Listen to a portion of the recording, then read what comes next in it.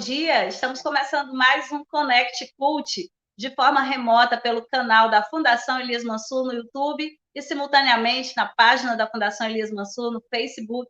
Eu, Kellen Mendes, tenho um enorme prazer de estar aqui com você nesse momento difícil de pandemia, onde a gente segue respeitando o decreto governamental, procurando se movimentar o mínimo possível, mas procurando também levar para você que está acompanhando agora o Connect Cult o que está acontecendo de melhor na nossa cidade, o que está acontecendo através da lei de incentivo Aldir Blanc e através do órgão gestor Fundação Elias Mansur. E hoje a gente recebe Roberta Marisa, ela que é publicitária, artista plástica, premiada pelo Banco da Amazônia, com sua exposição em Belém, no Pará, e está também esse ano em efervescência com o lançamento da sua publicação, A Beira, e hoje, especialmente, lançando o vídeo instalação Seringueira, Páginas Arrancadas da História, com visitação virtual. E a artista vem aqui falar sobre esse projeto contemplado pela Lei Aldir Blanc. Olá, Roberta, prazer te receber. Olá, Kelly, bom dia. Oi aí, todo mundo, quem estiver chegando. Muito obrigada por essa oportunidade. Então, como você falou, hoje é o dia do lançamento dessa exposição que nasceu de uma pesquisa que fala sobre a história de vida das mulheres que viveram nos seringais da Amazônia.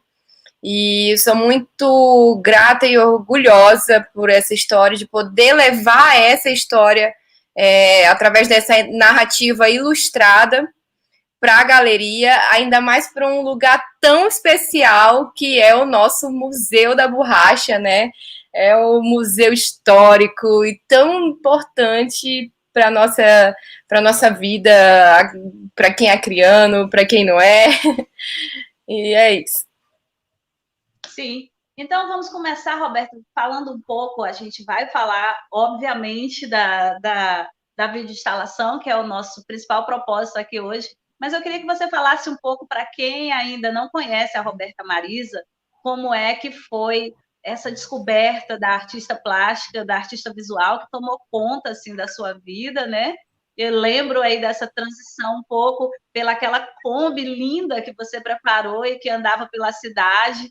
E aí a Roberta, que eu conhecia no teatro, que eu conhecia na dança, passa a ser então a Roberta artista visual, e isso me parece tomou enorme proporção na tua vida, né? Fala um pouco dessa Kombi, dessa história bonita, conta pra gente. Então, eu gosto de falar que eu sou artista. E que eu sou muito uma artista curiosa em várias áreas. Vim da dança, vim do teatro, passei por várias fases, né, dos leques dentro da arte. E em algum momento, no momento que eu mais me vi sozinha, que eu tinha desistido do teatro, tinha desistido de alguns trabalhos artísticos, eu comecei a expressar os meus sentimentos com a pintura, de forma bem íntima e muito reservada.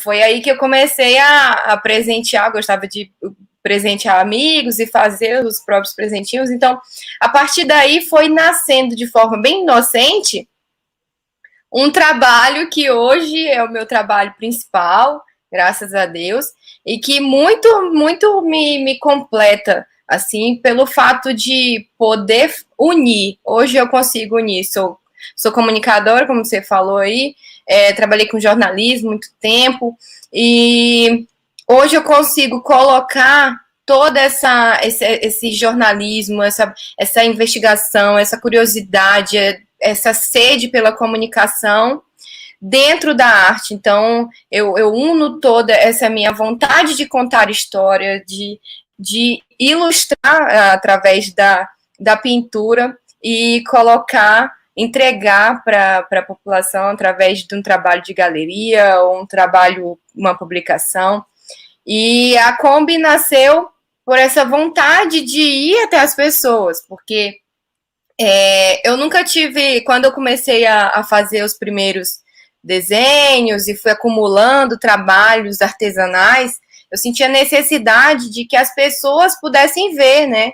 E como eu não tinha espaço, loja, nem nada, acabava que eu não conseguia manter essa comunicação, esse elo com o público.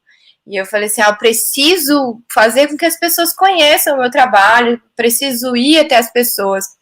E é interessante voltar ao passado, pensar nessa necessidade de ir até as pessoas, no momento em que eu me encontro hoje, lançando essa galeria virtual com a mesma necessidade de levar o trabalho até as pessoas, né? De manter essa ligação direta. Então, a Kombi veio dessa necessidade e, a partir daí, virou meu propósito de poder levar, tanto que eu montei uma galeria de arte itinerante dentro dela, onde eu montava todos os meus produtos, as aquarelas, as pinturas, tudo que eu fazia, e levava, colocava em exposição nas praças, em vários lugares. E isso foi muito legal pelo fato de que vem de um sonho, vem de um hobby, que é um desejo, um prazer, e vira um trabalho, e tudo é costurado com muito amor, com muita entrega, com muito sentimento. Então, o fato da gente, sempre fala assim, da gente acreditar, lutar, ir atrás e realizar, dá muito certo quando a gente não desiste, porque as dificuldades existem em todos os sentidos, né? E hoje, poder estar realizando esse trabalho através da internet, né, que aí facilitou, no momento tão importante de pandemia, em que as pessoas agora têm mais dificuldade ainda de visitar os espaços públicos, de ir a uma galeria, pela limitação que a gente está tendo.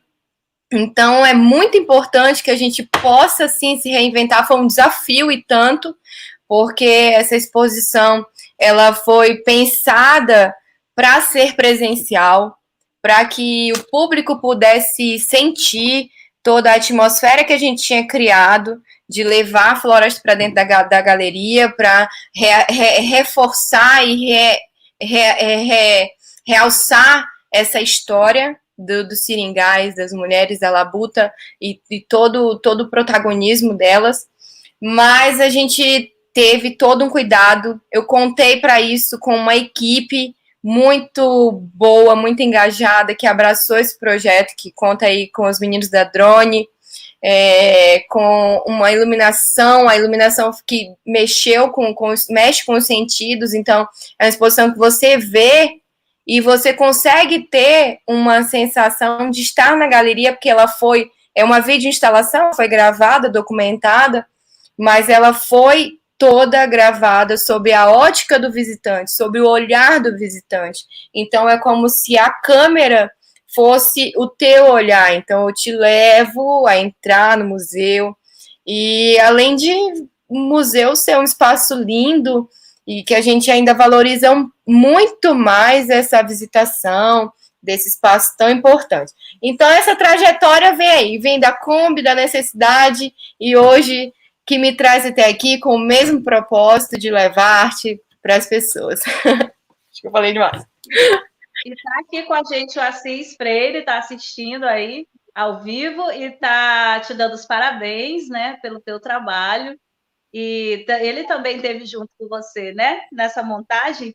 Então, Roberta, foi fundamental. Esse lançamento, né, na galeriapapola.com, para quem quiser ver, a gente já deixa aí o nome do site para vídeo instalação, para conhecer a vídeo instalação. Seringueira, páginas arrancadas da história. Agora eu queria, Roberto, que você falasse um pouco por que páginas arrancadas da história. Conta para a gente como foi esse processo aí de montagem. Quando eu fui fazer uma trilha na floresta do Tapajós, ao final da trilha, a gente sentou e começou a falar sobre a economia na Amazônia, do tempo do ciclo da borracha, e todo esse trabalho. E os guias começaram a falar muito do trabalho dos homens, do seringueiro e tudo. Eu falei, opa, pera lá, mas as mulheres também trabalhavam. E aí, nessa conversa, deu um gatilho, virou a chave, que eu falei assim, porque eu cresci, sou criada por minha bisavó, avó, tia-avó, todas as mulheres que vieram dos seringais, né, que tiveram esse trabalho. Então, eu cresci ouvindo as histórias delas, ouvindo e conhecendo a vida, porque elas trouxeram o estilo de vida delas para a cidade. Ela veio do seringal e morou na 6 de agosto, está até hoje, foi onde a gente nasceu, se criou, todos os filhos, netos. Então, essa história, para mim, era muito familiar. E eu pensei, por que a gente não estuda isso, esse protagonismo, essa presença tão forte, o trabalho das mulheres, né, na história?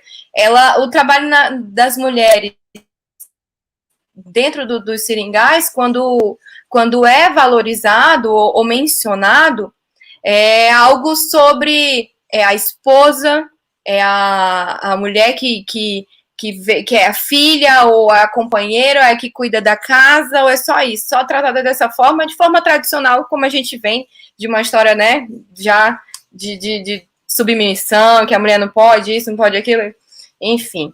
Mas as mulheres eram as verdadeiras, eu falo, são os verdadeiros soldados, porque além dos serviços domésticos, de cuidar da educação da criança, elas trabalhavam na produção do látex, iam lá, cortavam seringa, esperavam, voltavam, defumavam, às vezes ainda caçava, tem muitas mulheres que ainda caçavam, saíam para caçar, e isso não se resumia somente à esposa.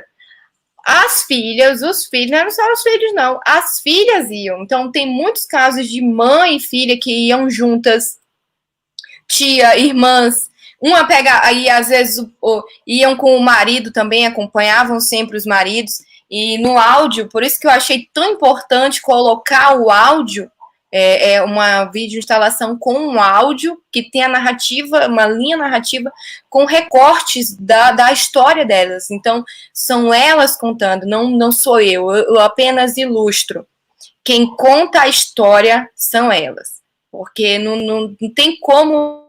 Eu sou filha, eu sou neta, também minhas avós, minhas ancestrais, enfim, mas quem viveu é quem pode contar de fato essa história, né? E aí, quando eu fiquei inquieta, eu comecei a fazer essa pesquisa. Tem mais de um ano que eu comecei a fazer essa pesquisa. Essa pesquisa foi iniciada lá no município de Rondônia, onde descobri que tinha uma Resex, no Rio Cautário, na comunidade Canidé, que existia um coletivo, várias mulheres seringueiras que ainda moravam lá, tinham todo esse trabalho, exercem ainda esse trabalho, mesmo que de forma ainda muito pequena, quando a gente sabe o ciclo da borracha caiu, a economia não se tem mais um aquecimento dentro desse mercado, né? Mas elas ainda cortam seringa, elas fazem isso com o maior prazer. A seringueira, elas têm uma identificação por ser a árvore mãe, por ser uma árvore que sustentou muita gente, que foi o ouro, né, do Brasil por muito tempo. Então, elas têm todo esse respeito e até hoje ainda cortam seringa, tem umas memórias muito, muito lúcidas, muito claras sobre toda a história, e conversar com elas sobre esse processo foi muito importante para mim, porque era como se eu tivesse voltando, mexendo na minha memória afetiva e ouvindo muitas das histórias que eu já tinha até esquecido, que era criança e muito pequena, que a mãe contava, que a mãe vivia, histórias engraçadas, histórias sofridas, mas com um humor, uma alegria muito grande sempre. Então, eu fui lá fazer essa pesquisa, eu ainda não sabia ao certo como que ia ser eu coloquei na bolsa um, um estojinho de tinta, um bloquinho de papel e fui, sem saber como que ia ser.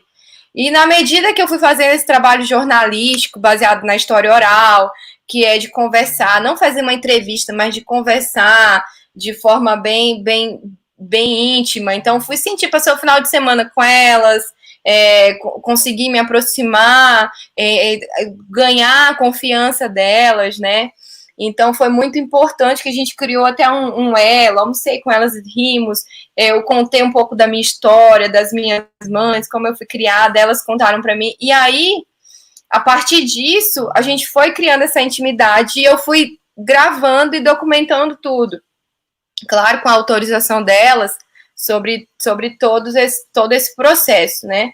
E durante isso, elas tinham uma vergonha de falar que eram mulheres seringueiras. E eu percebi isso, assim, sabe? Ah, não, sou mulher extrativista. Tudo bem, que eles trabalham com, né? Tem muitos trabalhos da produção extrativista. Mas por que o seringueiro é um motivo, é algo heróico, é um motivo bom, né? De você, fui seringueiro, fui soldado da borracha. E a mulher, falar mulher seringueira, parece que é algo que é ruim, ou não é, elas têm vergonha, tem uma coisa assim, né? Porque usa para fazer com um apelido, para fazer uma chacota, alguma coisa assim. E aí, nessa conversa de valorizar a sua história, que esse trabalho ele vem para isso, né? Ele vem para mostrar a força dessa história tão potente. Então, nessa conversa com elas, a gente começou a ver esse lado e eu comecei a falar para eles, olha, quanta força e quanta preciosidade essa tua história. Então, você tem que se orgulhar de ser uma mulher seringueira. Qual a sua relação com a árvore? O que você... Aí comecei a entrar e perguntar sobre essa relação. E elas tinham respeito e gostavam muito do simbolismo, da simbologia da árvore, né? Que elas se identificam com a árvore mãe, que a árvore que é ferida, que mais está ali sustentando a todos, sem ver a força do trabalho da mão, que são mulheres que cortam seringa, lavam roupa, acordam cedo, faz o café, cuida do menino, vai caçar, vai plantar, vai debulhar o arroz, vai fazer. Então, é um mulherão. E aí a gente começa a falar assim, tem que ter orgulho de ser seringueira. O nome seringueira carrega muita força, tem muita história, e são vocês. E a partir dali é a nossa identidade. Olha essa árvore que derrama ouro, né? Então, a partir dali, tanto que eu saí na primeira pesquisa, todo mundo falando, eu sou mulher seringueira, com maior orgulho e sem medo, sem vergonha da nossa história. A gente não pode ter vergonha da nossa história, porque se a gente tiver vergonha da nossa história, o que vai ser de nós, né? Aí, comecei em cada mulher que eu conversava, que elas entregavam a história para mim, eu pedi para pintar as mãos delas, porque as mãos, através das mãos é o trabalho, é tudo que vem, né? Então, tem mulheres que não cortam seringa, mas quebram castanha, né? Trabalham na quebra de castanha. E esse trabalho é muito causticante, muito denso, né? Quebrar castanha. E aí, pelas mãos, essa mão mais fina, que é a mão ela lava muita roupa e tal. Então, fui vendo que elas têm essa relação com a mão, que tudo que tem vem pelas mãos, e pedi para pintar as mãos delas. E aí, de cada mulher, eu pintei como se... Então, as mãos eram a minha tela ali, o meu papel. E pintar das mãos, eu imprimi no papel, a arte, né? Então, cada arte ali era única e vem muito de uma pureza, o desenho, a impressão da mão, né? É nossa primeira expressão na arte, aquela forma de brincar livre. Então, eu acho que dialoga muito bem com toda essa história, né? Que vem dessa pureza. Muitas não tiveram acesso à escola. Então, retrata, a princípio parece uma forma bem inocente, sabe? Por que ela tá colocando ali na galeria as mãos? Mas não é um desenho de mão. São as mãos, são as digitais, é a força desse trabalho com a minha expressão, com as cores, né, de cada história que eu ia sentindo, e impressa aí como esse carimbo. É muito especial para mim. Já perguntaram até se eu vendi. Eu não sei como é que vai ser isso, se essas páginas aí vão estar à venda. Vou pensar ainda depois. Mas o trabalho vem primeiro e é mais importante. E cada mão que ia sendo carimbada no caderno, impressa, eu arranquei as páginas. Eu comecei a arrancar e distribuir assim para secar, né, de todas elas. E refleti sobre isso e vi ali, eu falei, são as páginas arrancadas da história. São as páginas que não conseguimos ler ao longo da nossa trajetória. São as páginas que silenciaram, que arrancaram, que esconderam por muito tempo, mas que sempre existiram. Então, é uma forma de trazer e anexar à história essas páginas tão importantes. Por isso que estou aí, as páginas arrancadas. Que bacana o teu olhar e que prazer poder ter esse lançamento hoje aqui no Connect Cult dessa linda exposição. A gente vai ver o vídeo agora, Nailu?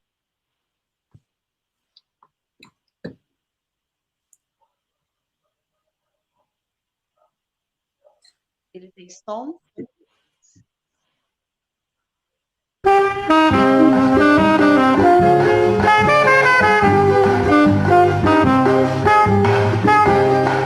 Adeus, Acre querido, Rio Branco do meu coração. No meu peito mora uma saudade, guardo de ti uma recordação. Adeus, Acre querido, Rio Branco do meu coração. No meu peito mora uma saudade, guardo de ti uma recordação. Rio Branco, cidade menina, não posso esquecer, no jardim Plácido de Castro. Aí eu levantava 1h da manhã com a poronga na cabeça. A porongona, você sabe o que é poronga, né? A poronga na cabeça e subia na escada, cortava pestana, cortava V, porque aqui não é que nem no Acre. No Acre quebra barranco, tarisca, né? Aqui é quebra barranco, o nome do corte daqui. Trabalhei muito, mas até agora não fui ainda, como diz, né, valorizado, né? Porque eu cortei muita seringa. E eu criei meus filhos tudo aqui dentro desse seringal. Tive aqui dentro desse seringal mesmo, aqui nesse rio. Aqui eu criei tudinho. Aí esse mamãe é engraçado cortar isso de guerra, mas é bom cortar. Só não é bom ser nambigo, o bicho fede, mas não tem problema, né? Nós duas, ela pegava a espingarda, né? Ponhava assim na bandoleira, que a gente chama, e nós ia embora, nós duas cortando. E nós cortava rápido. Ai, nós chegava lá, nós chegava primeiro que o papai. Nós ainda entrava na perninha dele para ajudar ele, encontrava ele lá na frente. Eu cortava para me sustentar, eu e meus filhos e ele, porque ele bebia muito, o que ele ganhava, só dava para ele comprar a bebida dele, né? Ele levava tudo nas minhas costas. E ainda tem gente conhecida por aí que fala isso. Até hoje eu me sinto desrespeitada, porque nós nunca tivemos valor. Não só eu, mas todas as mulheres. Porque todas essas mulheres que estão aqui, principalmente essas, daí sofrem da coluna de carregar. E a gente não é vista. Não. Muitas das vezes eu não sei o esposo dela, né? E nem dessa daí, nem dessa daqui. Eu sei que de muitos dias assim, eu quebrei a minha castanha, bate na cachola e disse que eu quebrei a minha castanha, não tá vendo que a pobre da miserável da mulher tá lá, tempo de se arrebentar, de abuticar os olhos pra fora, de carregar um peso nas costas, que, coitada, abaixo do peso da cruz dos filhos que carrega pendurado no ventre, nos braços. Eu acho isso muito impossível, uma desumanidade, eu acho. Nós pegávamos muita chuva, assim, tinha vez no mato, assim, né, muito... E a gente, às vezes eu ponhava ela no chão sentado, forrava o paninho, aí sentava ela e ia ajudar ele a catar, né? Aí ele ia carregando, eu carregava. Quando eu chego, aí eu vou limpar a casa, lavar prato, lavar roupa.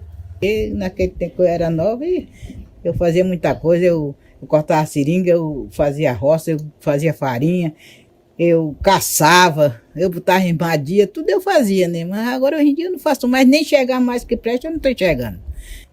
Aí fala assim, não, você não, é o seu marido, não gosto da sua não. Não acredito que a gente também trabalha, não, você não, é seu marido que fez, né, você não. É mentira, rapaz, a gente que faz também.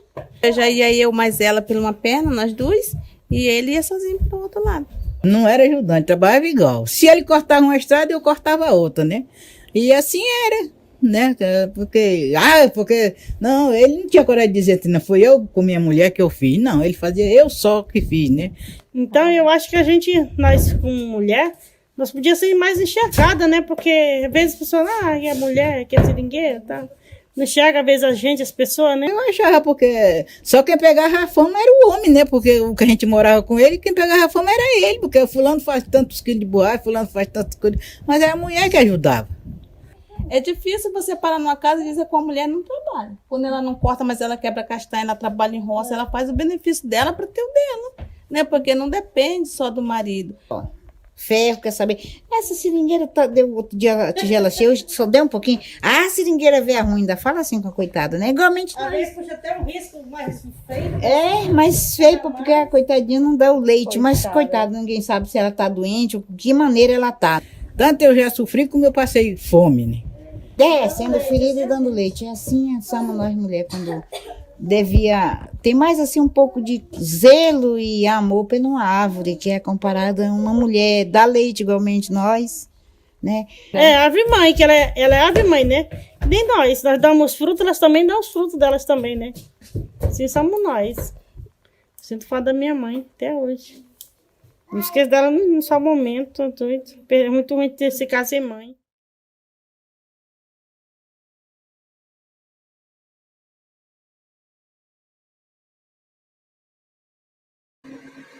Roberta, que prazer te receber hoje com essa linda exposição. Eu fiquei muito curiosa para assistir tudo. Sair daqui já vou lá no www.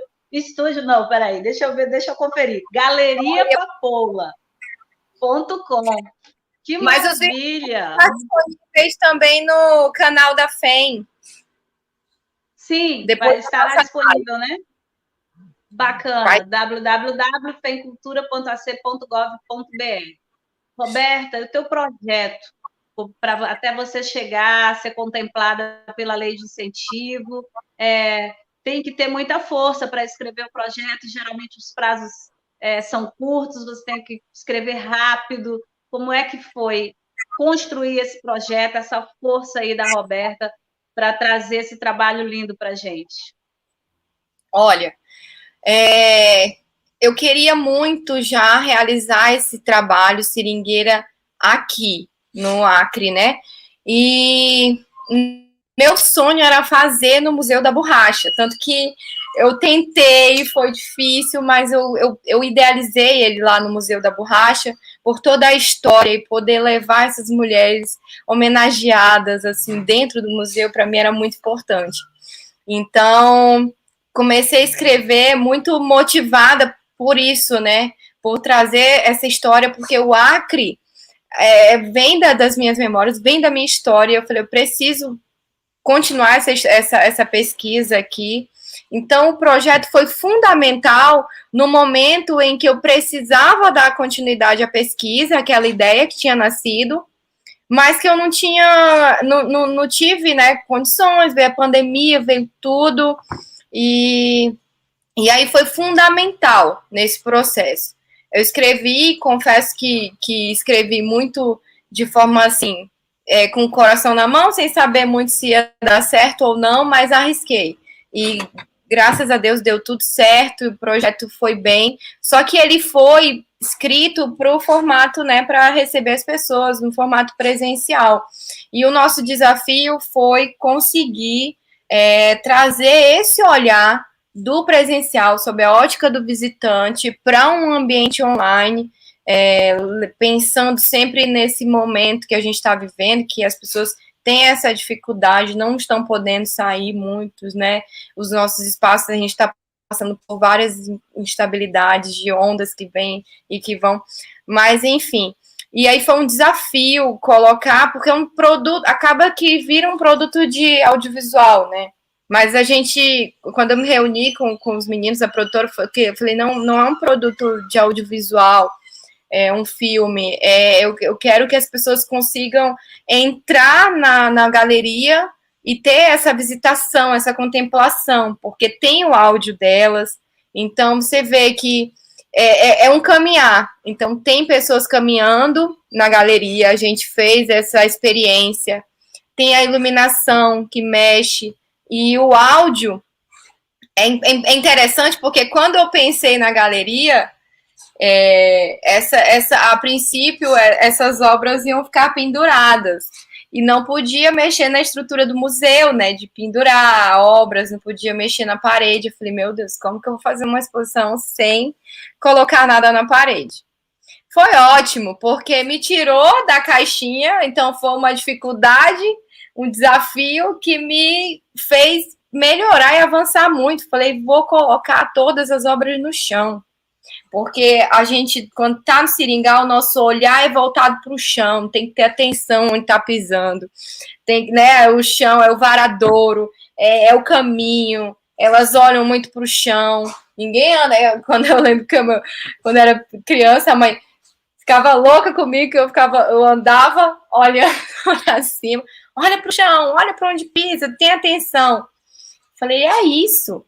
E olhar para o chão, nessa perspectiva, baixa o nosso ego, né, de certa forma, de querer, né, tá sempre assim naquele estado superior, e não, é um estado mais humilde, então traz a gente, quebra, né, aquela coisa de fazer a reverência, de olhar, de observar, então você já se recua, e tem muito dessa coisa também delas, do respeito, da submissão. Então, ganhou mais potência ainda esse desafio de não poder colocar na parede. Esse caminhar, eu falei, vamos colocar essa instalação toda como se fosse caminhando. E aí, quando o projeto foi aprovado, eu fui fazer essa pesquisa lá em Chapuri, na Sibéria. Fui atrás de mulheres seringueiras para me contar essa história. Como foi vivida, como de fato se deu nos seringais aqui do Acre. E aí Desculpa, você primeiro conversou com as mulheres em Rondônia, não foi isso? E depois encontrou essas aqui no Acre também. Isso. E hoje é um trabalho que eu quero poder dar continuidade. Eu falo que é uma exposição viva. E ela não é uma exposição permanente. Ela vai se construindo à medida que a pesquisa for avançando. Eu posso ir para outras regiões onde o ciclo da borracha foi superaquecido e tentar procurar essas mulheres, essas memórias vivas que viveram. Porque meu trabalho é encontrar mulheres que ainda estão vivas e que têm essa história para contar para a gente. E aí é engraçado que elas falavam, quando eu estava na pesquisa, elas falavam assim, nossa, você está aqui o tempo inteiro para escutar a minha história? Porque as pessoas não param para investigar, para conversar, para procurar saber. A gente mesmo. Nós temos na nossa família sempre alguém que morou no seringal, que veio disso, daquilo outro, mas isso não se conta, né, muito. Então, eu acho que esse despertar, esse interesse pela nossa história faz com que a gente tenha mais amor ainda pelas nossas raízes e se entenda melhor no nosso lugar.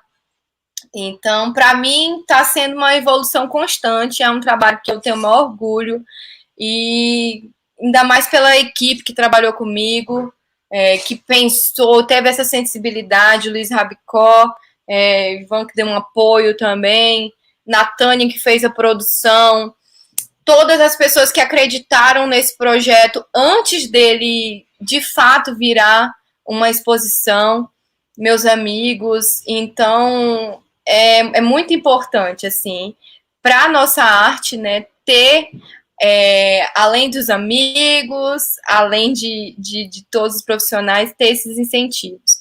Então, foi muito importante, através dessa lei, poder estar realizando hoje essa exposição no Museu da Borracha e realizando esse sonho.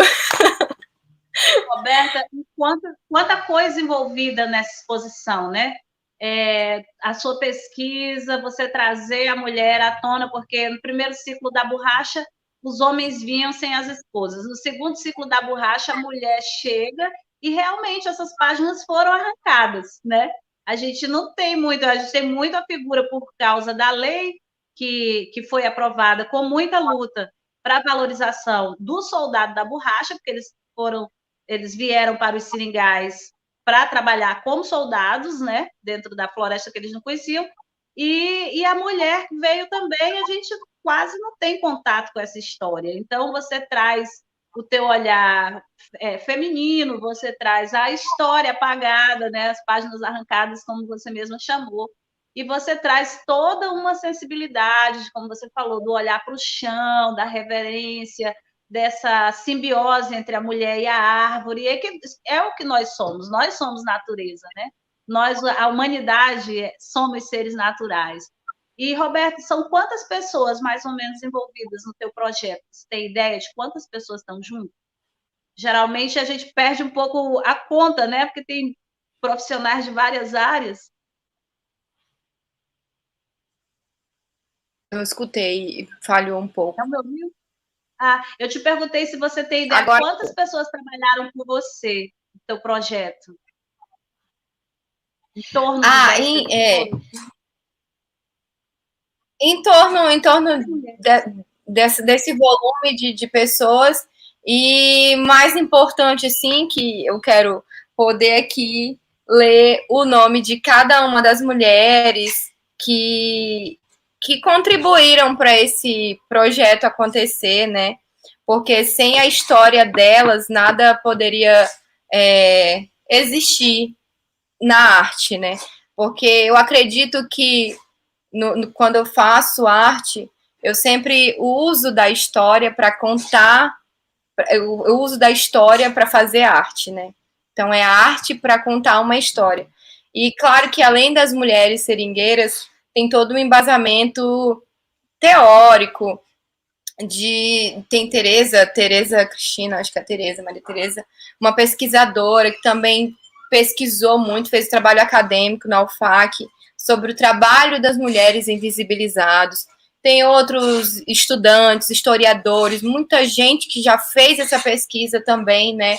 Então, não sou a única, sou uma curiosa no âmbito da arte que está resgatando memórias para levar para a galeria. Mas existe todo um embasamento científico, teórico, de pessoas que fizeram esse levantamento muito bem detalhado. E isso é muito importante. Na internet a gente consegue encontrar artigos e muito dessa pesquisa já fundamentada, né? Mas esse trabalho, ele nasce, eu pesquisei muito, me embasei, procurei saber com quem realmente, de fato, está ali estudando, né, sobre esses momentos da história, porque a gente sabe que no primeiro momento realmente não vieram só os homens, então as mulheres, tanto que ocorreu a correria, né, que tem o processo da mulher indígena também dentro desses seringais. Então, é uma história marcada por muita dor, por muito sangue também, né? Depois vieram as mulheres, muito sofrimento, mas, sobretudo, de muita coragem, de muita resistência, sabe? Muita resistência mesmo. E é isso que eu procuro colocar, toda essa resistência, toda essa força. A exposição se passa em duas salas no Museu da Borracha.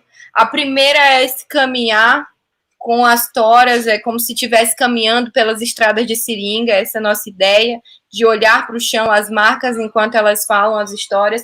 Um segundo momento é uma outra narrativa em que traz essa variedade de trabalhos que elas exerciam, né, na labuta diária de lá, não só com a extração do látex, que é a quebra de castanha, mas o que se mostra antes, que para a gente já é algo que era mais comum, que era lavar roupa, elas já era algo que elas faziam sempre, né, cuidar dos filhos.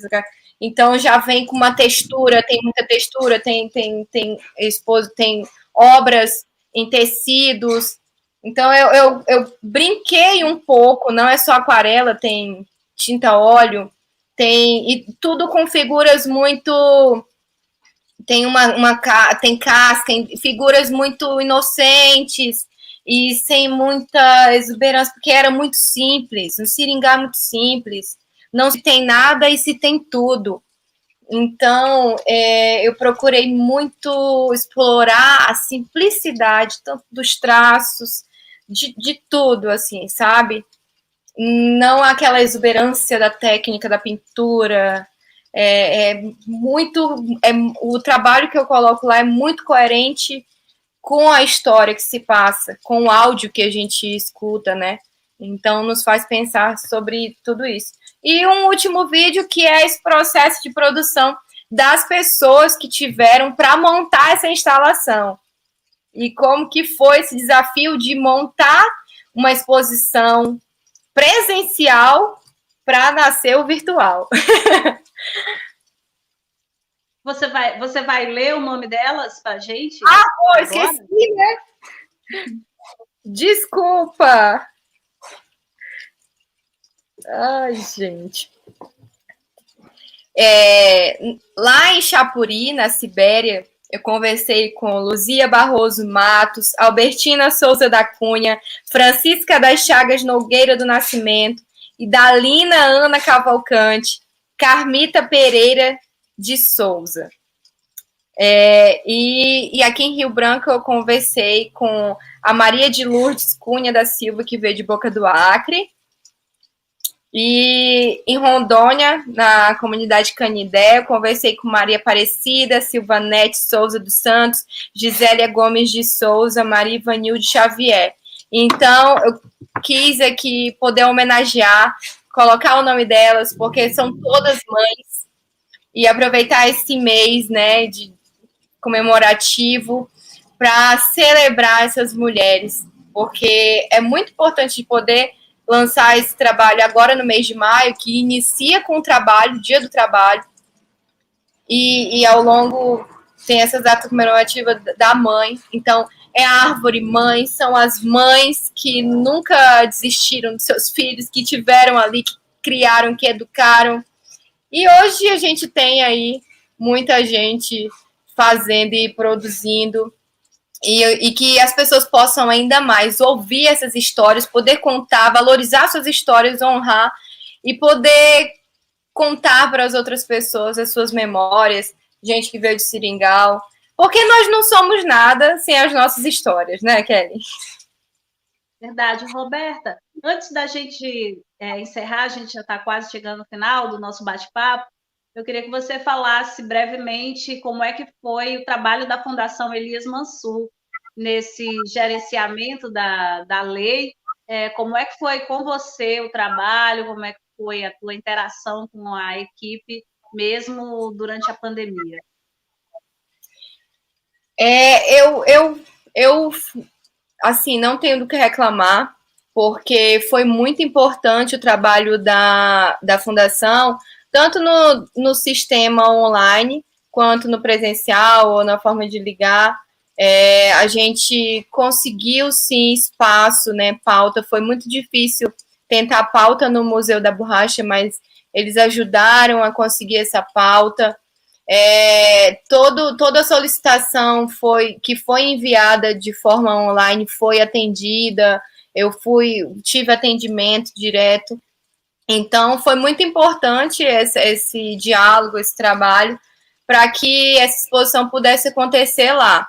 Abriram um espaço, conseguimos pauta, alguns probleminhas que a gente conseguiu reverter, e isso foi dialogado junto com a fundação, que se teve sempre aberta.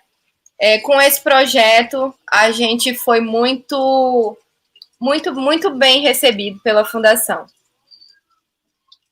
Roberta, E eu só agradeço a todo mundo, inclusive agora, por esse espaço, né? E pela oportunidade de estar lançando esse trabalho aqui com você, que já conhece aí muitos dos meus trabalhos, dos nossos trabalhos. Roberta, eu quero te agradecer. A gente está chegando no final do nosso bate-papo, agradecer a tua disposição e a tua confiança de estar lançando o teu trabalho aqui junto com a gente. Obrigada, obrigada e parabéns, porque pelo pouco que eu vi aí, está um lindo trabalho. Saindo daqui, a gente já vai visitar e te desejo muito sucesso, que você consiga continuar a sua pesquisa, trazer mais dessas histórias, dessas mulheres seringueiras, extrativistas, mulheres que vivem ainda na floresta, e que é muito importante essa consciência, né, de quem nós somos, de onde nós viemos, e quem nós somos, né? Quem nós somos enquanto seres humanos, né? Então, deixo agora esse espaço para as tuas considerações finais, por favor. Olha, sobre as minhas considerações, muito obrigada a todas as pessoas que sempre acreditaram nesse trabalho. Obrigada à Fundação, através da lei que foi tão importante, né, para que tudo isso pudesse hoje estar sendo realizado. Agradecer você, foi muito importante aqui, eu ainda usei sua música na divulgação na internet, eu adoro, e que a gente possa escutar a história dessas mulheres com os ouvidos do coração, porque é a nossa história, sabe? Então, eu sempre gosto de conversar. Onde eu vou, eu levo. Porque eu acho que nossa história é tão rica, tão afortunada, ela precisa, sim, ter mais potência, né? E que a gente possa se orgulhar cada dia mais por todas as mulheres que nos trouxeram até aqui. E visitem, pedir que vocês visitem, conheçam essa exposição, que deu muito trabalho, mas foi executada com todo carinho e empenho de todo mundo. Olha, muito obrigada. Acessem galeriapapoula.com ou o Estúdio Papoula lá no Instagram, que você conversa comigo também no meu perfil pessoal. Então é isso. Visitem, sem sair de casa. Olha aí, ó. Que coisa boa você poder consumir arte de forma segura, tranquila, diante de tanta coisa que tem acontecido nos nossos dias. Fiquem bem todos. E essa é a minha consideração final aqui, somente para agradecer. A gente é que agradece.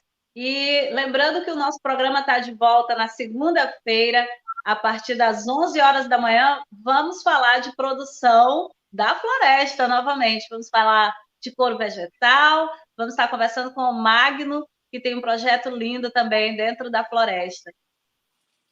E é um imenso prazer poder estar aqui também contribuindo para levar essas histórias da floresta para quem está aqui junto com a gente. E lembrando que esse bate-papo está disponível, fica disponível aí nas redes sociais, tanto no canal da Fundação Elisma Sul, na página da Fundação Elisma Sul no Facebook, e a gente pode ir lá, viu, Roberta, e comentar e deixar nossas opiniões lá, trocar ideia com as pessoas que assistirem esse nosso bate-papo. Mais uma vez te agradeço a equipe de comunicação da Fundação Elisma Sul, através do George Nailô, coordenador do nosso site, e até o nosso próximo encontro.